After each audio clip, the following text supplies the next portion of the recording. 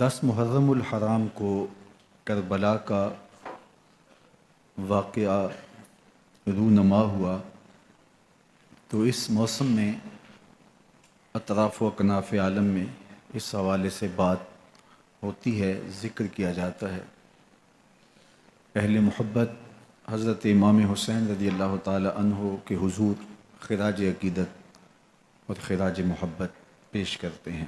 یہ حق و باطل کا معرکہ تھا، جھوٹ اور سچ کا مقابلہ تھا، ظلم اور عدل کا ٹکراؤ تھا، خیر اور شر کی لڑائی تھی، دو نظریات کا تصادم تھا۔ ایک طرف امام حسین رضی اللہ تعالی عنہ اور ان کے 72 جانثار تھے، اور دوسری طرف یزید اپنی تمام تر قوت کے ساتھ موجود تھا۔ حضرت امام حسین رضی اللہ تعالی عنہ سے مسلسل آخری وقت تک بیعت کا اسرار رہا، اور آپ آخری سانس تک یزید کی بیعت سے انکار کرتے رہے۔ حضرت امام حسین رضی اللہ تعالیٰ عنہ لڑائی کے لیے نہیں آئے تھے، ورنہ خواتین اور بچے ساتھ لانے کا کوئی مقصد نہیں تھا۔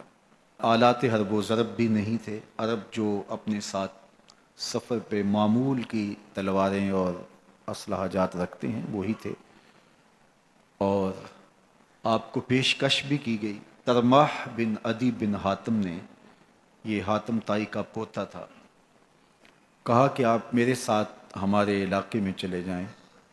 جب مختلف بادشاہوں نے عرب پر قبضہ کیا تو ہمارے قبائلی علاقے اس وقت بھی ان سے محفوظ رہے۔ ہم آزاد قبائل ہیں، میں چند دنوں میں آپ کی پشت پر 30,000 کا لشکر کھڑا کر دوں گا جو جانثار ہوگا۔ لیکن حضرت امام حسین رضی اللہ تعالیٰ عنہ نے ترماح بن عدی کی اس پیشکش کو قبول نہیں کیا اور آگے بڑھے۔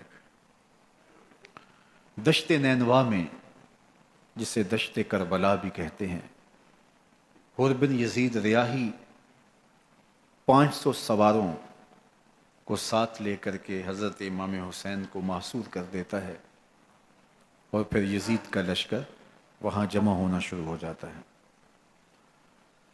22,000 یا 30,000 کا لشکر امام حسین رضی اللہ تعالی عنہ کے اطراف میں لگا دیا گیا۔ 3 دن تک اس خانوادے کے لیے پانی بند کر دیا گیا۔ پانی کے بغیر تو انسان کی زندگی معطل ہو جاتی ہے، اور 3 دن کی مسلسل پیاس، اور پیاس میں بلکتے 6 ماہ کے بچے، خواتین اور بوڑھے۔ لیکن عزیمت کی راہوں کے یہ مسافر کسی صورت بھی یزید سے بیعت کرنے پہ آمادہ نہ ہوئے۔ یہ ایک حیلہ تھا کہ پانی بند کریں گے، بچے بلکیں گے، خواتین بے چین ہو جائیں گی تو یہ مجبور کر دیے جائیں گے۔ لیکن کہا تم جو کرنا ہے کرو۔ یہ بات طے شدہ ہے کہ ہم یزید سے بیعت نہیں کریں گے۔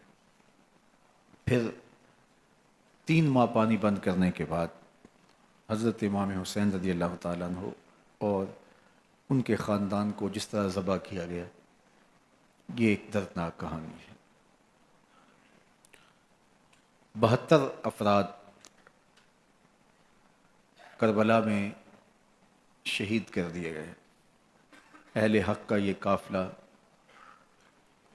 بھوک اور پیاس سے نڈھال تھا، لیکن عزیمت کی راہوں کا یہ مسافر سرنگوں نہیں ہوا اور یزید کے ہاتھ پہ بیعت نہیں کی۔ امام حسین رضی اللہ تعالی عنہ، آپ کے بیٹے، بھائی، بھتیجے، بھانجے، اعیان و انصار، محبین شہید کر دیے گئے۔ 70 لوگ آپ سے پہلے شہید کیے گئے، پھر امام حسین رضی اللہ تعالی عنہ شہید کر دیے گئے۔ سوید نامی ایک زخمی، وہ چھری لے کر کے حملہ آور ہوئے اور وہ بھی شہید کر دیے گئے۔ یہ کربلا کے آخری شہید تھے جو حضرت امام حسین کے بعد شہید ہوئے۔ لیکن ان کی خون آشام تلواروں کی ابھی پیاس نہیں بجھی، اور ان کی آتشی غیظ و غضب ابھی ٹھنڈی نہیں ہوئی۔ شمز الجوشن حضرت علی اوسط، جنہیں امام زین العابدین کے نام سے دنیا جانتی ہے، 14 سال کی عمر میں تھے، بیمار تھے، خیمے میں گھس کے ان کو بھی شہید کرنے لگا تو حمید بن مسلم نے کہا کہ کیا بچوں کو بھی شہید کیا جائے گا؟ تو وہ رک گیا۔ عمر بن سعد کے حکم نامے سے مقدس لاشوں پر گھوڑے دوڑائے گئے، حتیٰ کہ ان کی ہڈیاں چور چور ہو گئیں اور شہیدوں کے سر نیزوں پہ چڑھا دیے گئے۔ حسین ابن علی اور ان کے آیان و انصار کاٹ دیے گئے۔ فتح کے نعرے بجے، جشن منائے گئے، اور یہ قافلہ کربلا سے کوفے کی جانب روانہ ہوا۔ شہیدوں کے سر نیزوں پہ آگے آگے چل رہے ہیں اور اونٹوں کے اوپر حضور کی بیٹیاں، حضور کی شہزادیاں اور حضرت امام زین العابدین کو باندھا گیا ہے، اور یہ تقدس مآب قافلہ کوفے پہنچتا ہے۔ ابن زیاد بہت خوش تھا کہ جیسے اس نے کوئی بہت بڑا کام کر لیا ہو۔ نواسہ رسول کا سر ایک تشت میں رکھا اس کے سامنے تھا، اور وہ چھڑی سے آپ کے ہونٹوں اور آپ کے دانتوں پر ضرب لگاتا۔ حضرت زید بن ارقم رضی اللہ تعالی عنہ صحابی رسول اس مجلس میں موجود تھے، وہ کھڑے ہو گئے، غصے سے ان کا بدن کانپ رہا تھا، اور آپ نے کہا ظالم، چھڑی کو یہاں سے ہٹا لے، میں نے خود ان آنکھوں سے رسول اللہ کو یہ ہونٹ چومتے ہوئے دیکھا ہے۔ ابن زیاد غصے میں بپھرا ہوا بولا اگر تو بوڑھا نہ ہوتا تو میں تیری گردن اڑا دیتا۔ حضرت زید بن ارقم روتے ہوئے دربار سے باہر نکلے اور ساتھ اہل کوفہ کو مخاطب کر کے کہا کہ اہل کوفہ، تم نے حسین ابن علی کو شہید کر دیا اور ابن مرجانہ کے غلام بن گئے۔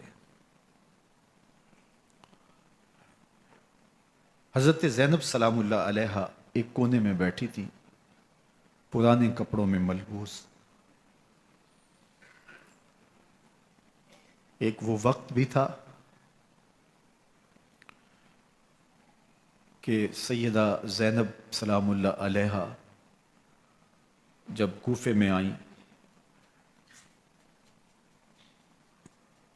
سیدنا علی المرتضیٰ کے زمانے میں ان کے دور خلافت میں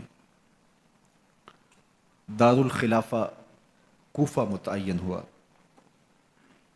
تو یہ مدینے سے کوفے آئیں، تو اس وقت کوفے کی معزز خواتین نے ان کا استقبال کیا۔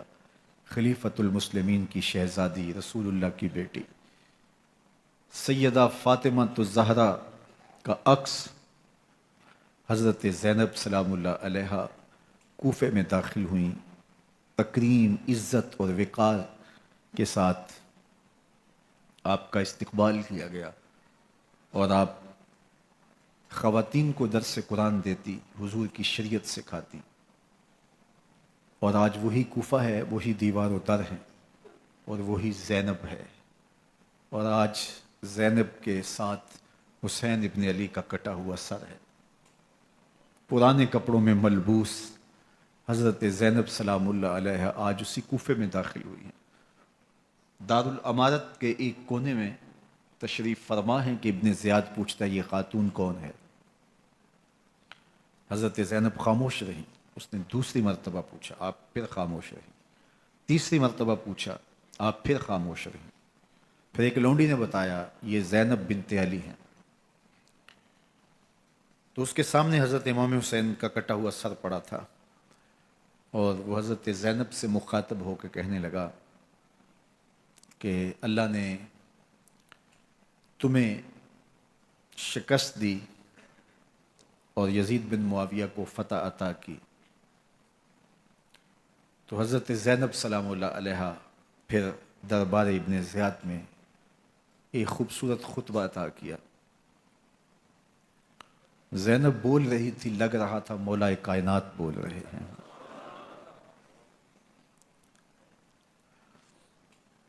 یہ خطبہ بامر مجبوری تھا، ابن زیاد کی خرافات کا جواب تھا۔ تو ابن زیاد سے اس کا جواب تو نہ بن پڑا، لیکن کہنے لگا کہ بڑی مکفّہ اور مسجع گفتگو کی، تمہارا باپ علی بھی بہت اچھا شاعر تھا۔ تو سیدہ زینب سلام اللہ علیہا نے فرمایا، ہمیں مکفّہ گفتگو سے کیا غرض، یہ تو ایک حقیقت ہے جو ہم نے بیان کی۔ تو حضرت علی اوسط امام زین العابدین بھی پاس تھے، تو دیکھ کر کے کہنے لگا کہ یہ لڑکا کون ہے؟ تو فرمایا، میں علی بن حسین ہوں۔ تو کہا کہ انہیں تو قتل کر دیا گیا۔ کہا وہ میرے بھائی تھے اور ان کا نام بھی علی تھا، میرا نام بھی علی ہے۔ تو اس نے کہا کہ اس لڑکے کو لے جاؤ اور قتل کر دو۔ حضرت زینب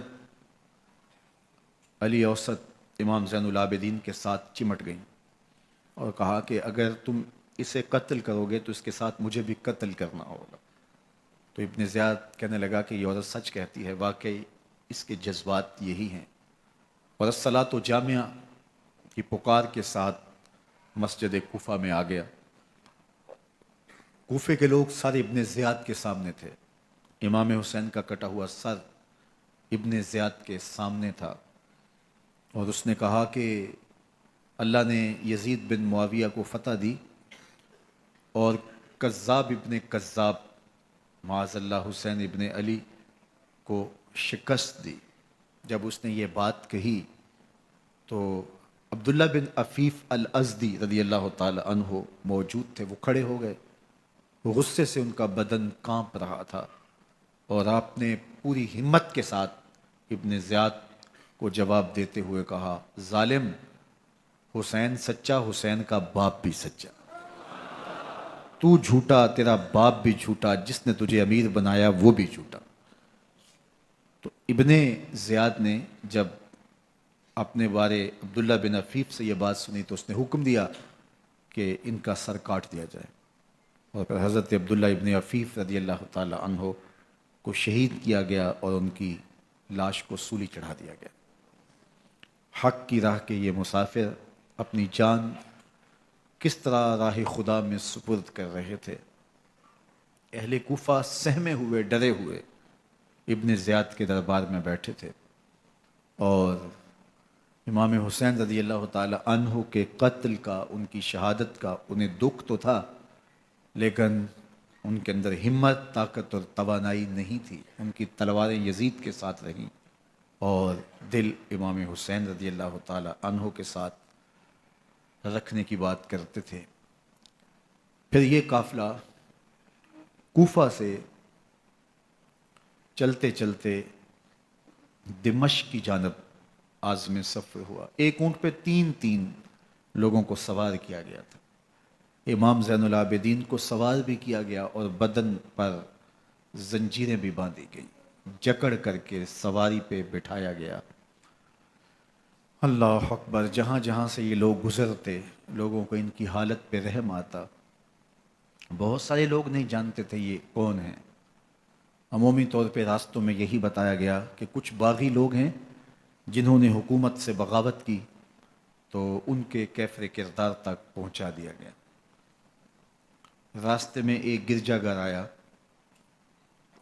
اور وہاں یہ لوگ رات رکتے ہیں۔ گرجا گھر کی دیوار پہ لکھا ہوا تھا، اترجو امت قتلت حسین شفاعت جدہ یوم الحساب۔ کیا وہ امت جنہوں نے حسین ابن علی کو شہید کیا، قیامت کے دن انہی کے نانے سے شفاعت مانگیں گے؟ کس منہ سے شفاعت طلب کریں گے؟ اسی حسین ابن علی کے نانا سے، جن کے بیٹے کو، جن کے شہزادے کو، نواسے کو ان لوگوں نے شہید کیا۔ جب یہ تقدس مآب قافلہ دمشق پہنچا تو راستے میں ایک شخص قرآن مجید کی تلاوت کر رہا تھا، اپنے مکان کی چھت پہ بیٹھ کے تلاوت کر رہا تھا، اور یہ قافلہ اس طرح سے گزر رہا تھا کہ شہیدوں کے کٹے ہوئے سر نیزوں کی نوک پہ تھے، اور عصمت شیار خواتین اور امام زین العابدین اونٹوں پہ بندھے ہوئے تھے۔ تو پڑھنے والا تلاوت کر رہا تھا کہ کہف اور رقیم یہ ہماری نشانیوں میں سے بڑی عجیب نشانیاں ہیں۔ تو جب وہ پڑھ رہا تھا تو سر حسین سے آواز آئی، یا تالی القرآن، اے قرآن پڑھنے والا ہے، اصحاب کہف سے زیادہ عجیب قتلی و حملی، میرا قتل کرنا اور نیزے کی نوک پہ چڑھایا جانا ہے۔ یہ قافلہ یزید کے دربار میں پہنچتا ہے۔ یزید بہت خوش ہوا اور اس نے حضرت امام زین العابدین رضی اللہ تعالیٰ عنہ سے کہا کہ تمہارے باپ نے میری حکومت کے خلاف بغاوت کی اور وہ اپنے انجام کو پہنچے۔ تو آپ نے جواب میں قرآن مجید کی آیات کی تلاوت کی اور اہل بیت کے مناقب اور فضائل بیان کیے۔ سیدہ زینب سلام اللہ علیہ کا ایک خطبہ اہل بیت کی عظمت، مناقب اور فضائل میں یزید کے دربار میں اپنی انوکھی اور البیلی شان رکھتا ہے۔ یزید پہلے تو خوش ہوا، لیکن جب اس نے لوگوں کے چہرے دیکھے تو وہ پریشان ہو گیا، حتیٰ کہ یزید کے دربار میں ایک عیسائی سفیر آیا ہوا تھا، تو اس نے جب کٹے ہوئے سر دیکھے اور خستہ حال سادات کی شہزادیوں کو دیکھا تو اس نے کہا یہ کون لوگ ہیں؟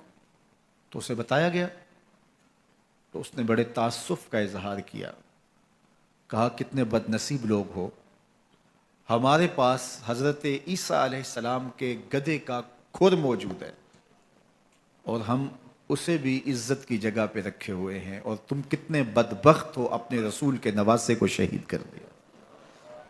بے مروت بے وفا تیرا بھی کیا افسانہ ہے، جس نے اپنی ہی شمع کو گل کیا تو وہ پروانہ ہے۔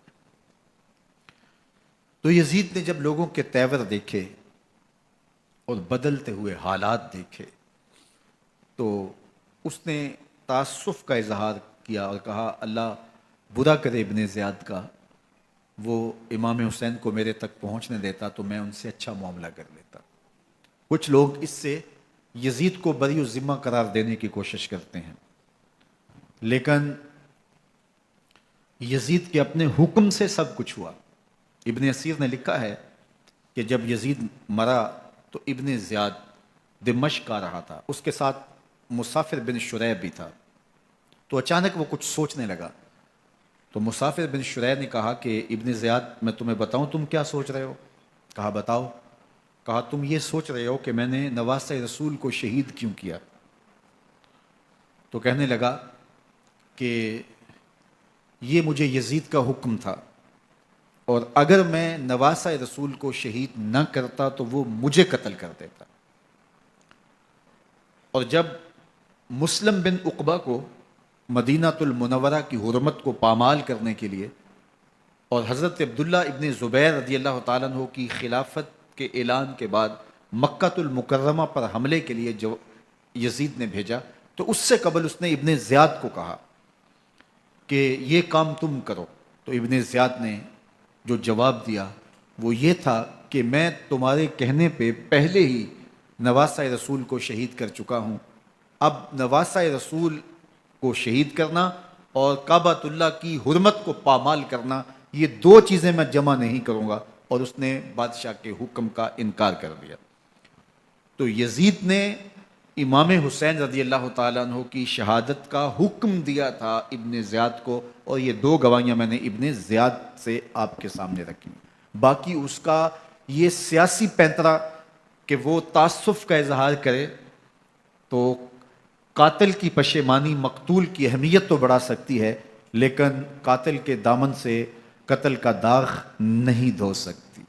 تو حضرت امام حسین رضی اللہ تعالی عنہ کا قتل یزید کو اب نظر آ رہا تھا مجھے بہت مہنگا پڑے گا، آخرت تو برباد ہوئی ہی ہوئی، دنیا بھی میں نے برباد کر لی اور میری حکومت بھی مستحکم نہیں رہ سکے گی۔ تو اب اس نے یہ کہنا شروع کر دیا کہ خدا برا کرے ابن مرجانہ کا کہ وہ راستہ دے دیتا اور امام حسین کو میرے تک پہنچ دیتا۔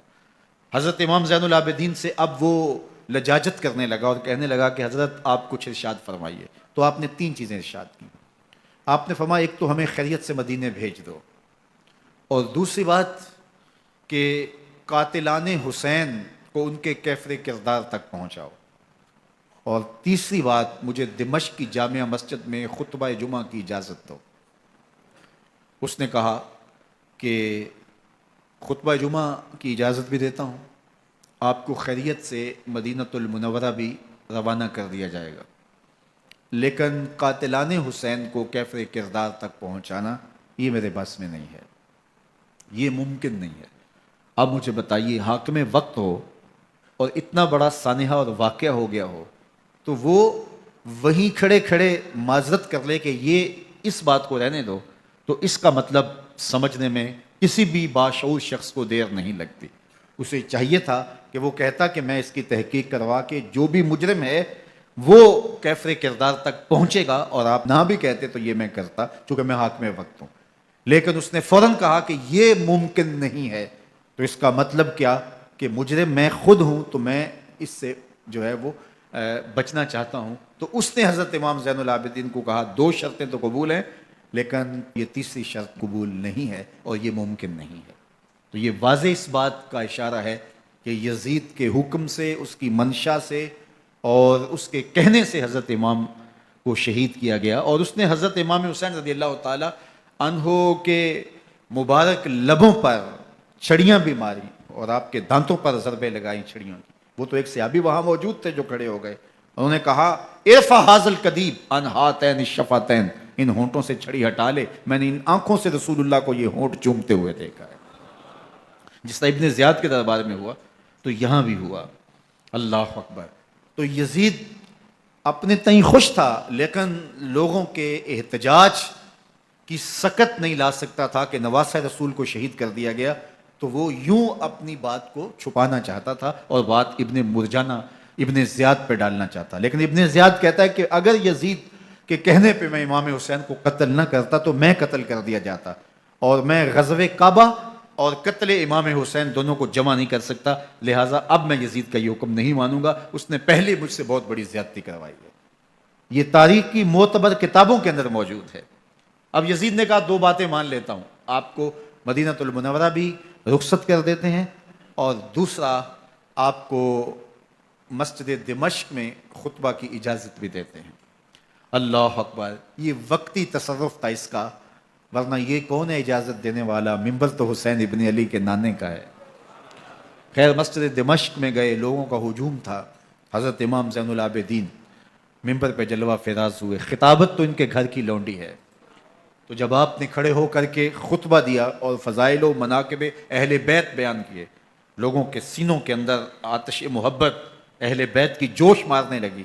یزید ڈر گیا کہ اگر کچھ دیر خطبہ جاری رہا تو کہیں ایسا نہ ہو کہ لوگ میرے خلاف اٹھ کھڑے ہوں، تو اس نے مؤذن کو اشارہ کیا اور وہ اذان دینے لگا۔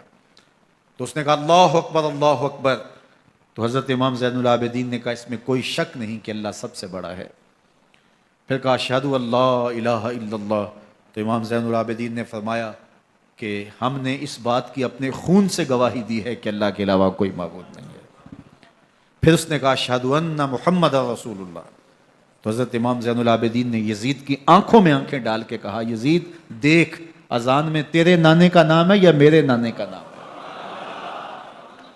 تو حسین ابن علی رضی اللہ تعالیٰ عنہ کا نام کبھی بھی مٹنے والا نہ، زیاد کا وہ ستم رہا نہ یزید کی رہی وہ جفا، رہا تو نام حسین جسے زندہ رکھتی ہے کربلا۔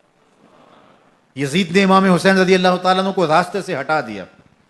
اس کا خیال تھا کہ یہ باغی ہیں اور میں ان کو کچل دوں۔ حضرت امام حسین شہید کر دیے گئے، ان کا خاندان شہید کر دیا گیا۔ صرف 14 سال کے امام زین العابدین رضی اللہ تعالی عنہ اس حادثے میں، اس واقعہ میں جو ہے وہ بچے، اور سب سے زیادہ دکھ اپنی آنکھوں سے انہوں نے دیکھے۔ کربلا کا منظر بھی دیکھا، کوفے کا دارالعمارہ بھی دیکھا، اور دمشق کا دربار یزید بھی دیکھا، اور پھر یہاں سے مدینے پہنچ کر اہل مدینہ سے جو سامنا ہوا امام زین العابدین نے وہ لمحے بھی دیکھے۔ کہتے ہیں اس واقعہ کربلا کے بعد حضرت امام زین العابدین کبھی ہنسے نہیں تھے۔ جب بھی پانی پینے لگتے تو رو پڑتے، انہیں شاید سکینہ کی پیاس یاد آ جاتی تھی۔ امام زین العابدین کا رنگ زرد ہو جاتا جب کربلا کی یاد آتی، اور بسا اوقات شہر سے وحشت ہونے لگتی، اور دور باہر نکل جاتے اور جا کر کے وہاں خیمہ گاڑ لیتے، اور مہینہ مہینہ وہاں ذکر و فکر اور عبادت میں لگے رہتے۔ امام زین العابدین کے ہاتھوں میں ہتھ کڑیاں، پاؤں میں زنجیریں، اور اونٹ پہ باندھ کر کے جب حضرت امام زین العابدین کو شہیدوں کی لاشوں کے قریب سے گزارا گیا تو غشی پہ غشی طاری ہو رہی تھی امام زین العابدین پہ، اور وہ گھڑیاں بھی امام زین العابدین پر کتنی دردناک تھیں کہ جب شہزادیاں اونٹوں کے ساتھ باندھی گئی تھی اور امام زین العابدین اپنے بابا کا سر اپنے سامنے چلتا ہوا دیکھتے تھے، اور یہ دردناک لمحے کہ جب رات کی گھڑی آئی تو زینب سلام اللہ علیہ نے دیکھا کہ زین العابدین کے آنسو نہیں تھمتے اور ان کو غشی پہ غشی آتی ہے، تو وہ آگے بڑھ کے ان کو اپنی آغوش میں سمیٹتی ہیں اور کہا زین العابدین کیا ہوا؟ کہا کہ پھپھو جان اگر ہو سکے تو بابا کا سر کچھ دیر کے لیے میری گود میں نہیں آ سکتا ہے۔ وہ وقت بھی امام زین العابدین پہ آتا ہے جب زخم اور درد اور دکھ حد سے تجاوز کرتے ہیں تو زین العابدین مدینہ کی طرف منہ کر لیتے ہیں اور حضور کی بارگاہ میں ہوا کے ہاتھوں پیغام بھیجتے ہیں، ان نلتا یا ریح الصبا یومن الی ارض الحرم بلغ سلامی روزتن فیہا النبی المحترم یا رحمتا للعالمین ادرک لزین العابدی محبوس عید الظالمی فی الموکب والمزدحم۔ امام زین العابدین نے یہ سارا دردناک منظر اپنی آنکھوں سے دیکھا اور یہ سارے دکھ سہے۔ امام زہری کہتے ہیں کہ ولید کے زمانے میں دوبارہ امام زین العابدین کو پکڑ لیا گیا اور ان کے ہاتھوں میں دوبارہ ہتھ کڑیاں اور پاؤں میں بیڑیاں ڈال دی گئیں۔ میں ملنے گیا تو جو ہی امام کے ہاتھوں میں ہتھ کڑیاں دیکھی تو میرا دل ڈولنے لگا اور میری آواز گلے میں دب گئی اور آنسو تھے کہ تھمتے نہیں تھے۔ تو امام زین العابدین نے مجھے دیکھا تو مجھے تسلی دیتے ہوئے کہا زہری کیا ہوا تمہیں؟ تو میں نے کہا حضرت کربلا میں تھوڑے دکھ دیکھے تھے اور اب یہ حالت مجھ سے دیکھی نہیں جا رہی۔ تو امام زین العابدین نے ان زنجیروں کو اور ان ہتھ کڑیوں کو جن سے آپ جکڑے گئے تھے جھٹکا دیا، لوہے کی زنجیریں ٹوٹ گئیں۔ کہا زہری ہم اللہ کی تقدیر پہ راضی ہیں ورنہ یہ زنجیریں کیا ہوتی ہیں۔ امام زین العابدین کو اللہ نے عزتوں سے نوازا تھا، ہر دور کے حاکم وقت ڈرتے تھے اور ان کی عزت سے حسد کرتے تھے۔ ولید بن عبد الملک بنو امیہ کا بڑا تگڑا حکمران گزرا ہے۔ ایک دن طواف کرتے کرتے حجر اسود کے سامنے آیا، اس کے دل میں آیا کہ میں حجر اسود کو بوسہ کروں، لیکن رش اتنا تھا کہ آگے بڑھنے کی ہمت نہ ہوئی اور پیچھے ہٹ کے کھڑا ہو گیا کہ رش کم ہوتا ہے تو میں حجر اسود کو چومتا ہوں۔ اتنے میں امام زین العابدین رضی اللہ تعالی عنہ وہ بھی طواف کرتے کرتے حجر اسود کے قریب آئے، ایک لمحے کے لیے توقف کیا، لوگوں نے راستہ چھوڑ دیا۔ امام زین العابدین آگے بڑھے، حجر اسود کو چوما، پھر آگے بڑھ گئے۔ ولید بن عبد الملک کو بڑا غصہ آیا کہ لوگوں نے میرے لیے تو راہیں نہیں چھوڑی اور زین العابدین کے لیے راہیں چھوڑ دی ہیں۔ تو وہ اپنے درباری شاعر کو، فرزدق کو جو اس کے ساتھ کھڑا تھا، اس کو پوچھتا ہے من ھذا، یہ کون ہے؟ حالانکہ اسے پتا تھا یہ امام زین العابدین ہے۔ بعض اوقات سوال تفہیم کے لیے کیا جاتا ہے، سمجھنے کے لیے کیا جاتا ہے، اور بعض اوقات سوال تحقیر کے لیے کیا جاتا ہے۔ جس طرح کسی شخص کو آپ پسند نہ کرتے ہو اور وہ کوئی کام کرے تو آپ کہتے ہیں یہ کون ہے، یہ کون ہے؟ تو اس نے کہا من ھذا، یہ کون ہے؟ اب فرزدق شاعر تھا اور درباری شاعر تھا، اسے اچھی طرح پتا تھا کہ من ھذا سے بادشاہ کیا سننا چاہتا ہے۔ لیکن آج اس کی غیرت ایمانی جاگی. بادشاہ نے کہا من ھذا، یہ کون ہے؟ تو فرزدق نے بادشاہ کی آنکھوں میں آنکھیں ڈال کے کہا بادشاہ تو نہیں جانتا یہ کون ہے؟ اس کو تو بطحا کے سنگ ریزے بھی جانتے ہیں، اس کو تو زمین والے بھی جانتے ہیں، آسمان کے فرشتے بھی جانتے ہیں. یہ فاطمہ کا بیٹا ہے، یہ علی کا شہزادہ ہے، یہ رسول اللہ کا نواسہ ہے. تیرا من ھذا کہنا اس معرفہ کو نکرا نہیں کرے گا. یہ کل بھی معرفہ تھا، یہ آج بھی معرفہ ہے. کھڑے کھڑے امام زین العابدین کی شان میں ایک طویل قصیدہ لکھ دیا.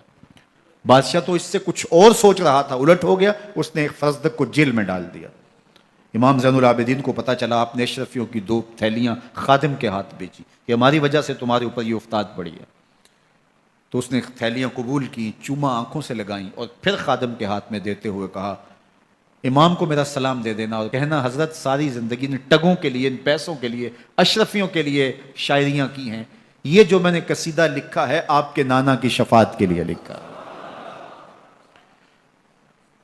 جو دلوں کو فتح کر لے وہی فاتح زمانہ. امام حسین کو تو کاٹ دیا گیا نا، اس لیے کاٹ دیا گیا کہ یہ ہماری حکومت سے بغاوت کر رہے ہیں. انہوں نے یہ کہا، بہانہ یہ بنایا نظم حکومت میں یہ مخل ہو رہے ہیں، لہٰذا انہیں شہید کر دیا گیا. نہ صرف انہیں شہید کیا گیا، سر کاٹے گئے، نیزوں کی نوک پہ چڑھائے گئے، لاشوں پہ گھوڑے دوڑائے گئے. کیا کیا ظلم تھا، کیا کیا جبر تھا جو روا نہیں رکھا گیا. پیاسا رکھا گیا، بھوکا رکھا گیا، 6 ماہ کے بچے بھی نہیں چھوڑے گئے. امام حسین جب حضرت علی اصغر کو اپنے ہاتھوں پہ اٹھا کے فرات کے کنارے جا کھڑے ہوئے تو آپ نے اشقیاء سے مخاطب ہو کے کہا کہ تمہاری لڑائی تو مجھ سے ہے، اس 6 ماہ کے بچے نے تمہارا کچھ نہیں بگاڑا. چلو سے پانی بھرا تاکہ اصغر کا حلق تر ہو جائے، تو پانی ابھی حلق تک نہیں پہنچا، 2 شاخہ سنسناتا ہوا تیر آیا اور علی اصغر کا گلا چیر گیا. اور کہتے ہیں وہ جو تیر تھا جو حضرت علی اصغر کا گلا چیر کے آگے گزرتا ہے وہ تیر تھا جو جانوروں کو مارنے کے لیے استعمال کیا جاتا ہے. گردن لٹک جاتی ہے، خون بہنے لگتا ہے. امام حسین اس خون کو آسمان کی طرف اچھال کے کہتے ہیں مالک حسین کی یہ قربانی بھی قبول فرما لے. نسل مٹا دی گئی، شہید کر دیے گئے، گھوڑے دوڑائے گئے. سادات کرام عصمت شیار پیغمبر زادیوں کو اونٹوں پہ بٹھایا گیا، رسیوں سے جکڑا گیا، چادریں چھیننے کی کوشش کی گئی، کیا کچھ نہیں ہوا. تاریخ دردناک ہے اور یہ پیغمبر کے ماننے والوں نے، کلمہ پڑھنے والوں نے یہ سب کچھ کیا. بے مروت بے وفا تیرا بھی کیا افسانہ ہے، جس نے اپنی ہی شمع کو گل کیا تو وہ پروانہ ہے. لیکن یزید کی دلیل یہ تھی کہ یہ حکومت کا نظم چلتا ہے، اسے چلنے دیا جانا چاہیے، انہوں نے کیوں رکاوٹ ڈالی ہے، لہٰذا یہ باغی ہیں، ان کو کاٹ دیا جائے. میں کہتا ہوں امام حسین کو شہید کر دیا گیا، ان کے اعیان و انصار کو شہید کر دیا گیا، پورے خاندان کو پیاسا رکھ کے ذبح کر دیا گیا. 6 ماہ کے بچے بھی نہیں چھوڑے گئے، 80 سال کے بوڑھوں کو بھی شہید کیا گیا. خواتین کو اونٹوں پہ بٹھایا گیا اور گلی گلی عصمت معاب پیغمبر رحمت کی شہزادیوں کو کوفے اور دمشق کے بازاروں کے اندر بھرایا گیا. تو مجھے بتائیں اس کے بعد یزید کی حکومت نے کیا کیا، ان کا کیا کارنامہ تھا؟ کتنے محدث پیدا ہوئے، کتنے مفکر پیدا ہوئے، کتنے جرنیل پیدا ہوئے، کتنے صوفی پیدا ہوئے. کون تھا جو ان کے تخت و تاج اور ان کی حکومت جس کو بچانے کے لیے اتنا بڑا حادثہ کر دیا اور پیغمبر کے بیٹوں کو شہید کر دیا؟ تو کیا پھر اس حکومت نے کیا یزید نے؟ یزید کا اپنا بیٹا تخت پہ بیٹھنے کے لیے تیار نہیں تھا. 6 ماہ کے بعد اس کی لاش گھر سے نکلی، اس نے کہا کہ یہ تخت جو ہے وہ آل رسول کے خون پہ بنا ہے، میں اس پہ نہیں بیٹھوں گا. اور رسوا ہو گئے. اور یزید جس کو زوم تھا کہ میں اتنی بڑی سلطنت کا مالک ہوں، اس کو بچانا ہے، اس سلطنت نے اسلام کے لیے کیا کیا؟ مجھے بتاؤ، کون سے جرنیل پیدا کیے، کون سے حکمران پیدا کیے، اس نے کون سے توانا لوگ پیدا کیے، کون سے محدث، کون سے مفکر، کون سے مصلح پیدا کیے. اور جس خاندان کو کاٹ دیا گیا، صرف ایک 14 سال کا علی اوسط زین العابدین بچا. اور ذرا حسین ابن علی کی نسل دیکھو، جعفر صادق کس نسل سے ہیں، باقر العلوم کس نسل سے ہیں، حضرت غوث اعظم کس کے شہزادے ہیں، حضرت داتا گنج بخش علی حجویری کس کے بیٹے ہیں، اور حضرت معین الدین چشتی اجمیری کس کے بیٹے ہیں. آج زمانے کو جو بھی دیا ہے حسین کے بیٹوں نے دیا ہے. یزید تخت بچا کر بھی امت کو کچھ نہ دے سکا، اور امام حسین نے سب کچھ لٹا کے امت کو ایمان کی بہاریں عطا کر دی. آج جہاں بھی منبر و محراب کی رونق نظر آ رہی ہے، اس کے پیچھے حسین کا کوئی بیٹا کھڑا ہوا نظر آئے. اللہ اکبر. اس دین کے خاکے میں رنگ ہی حسین ابن علی کے خون نے بھرا ہے. حسین اگر نہ شہید ہوتا تو آج گھر گھر یزید ہوتا، اسلام کی عظمت عیاں نہ ہوتی، خدا کے گھر میں اذان نہ ہوتی، بار الہ نوحہ سناتا پھرتا، تا روز جزا اشک بہاتا پھرتا، امداد نہ کرتے اگر کربلا میں حسین، اسلام تیرا ٹھوکریں کھاتا پھرتا، یزید ہوتا، اسلام کی عظمت عیاں نہ ہوتی، خدا کے گھر میں اذان نہ ہوتی، بار الہ نوحہ سناتا پھرتا، تا روز جزا اشک بہاتا پھرتا، امداد نہ کرتے اگر کربلا میں حسین، اسلام تیرا ٹھوکریں کھاتا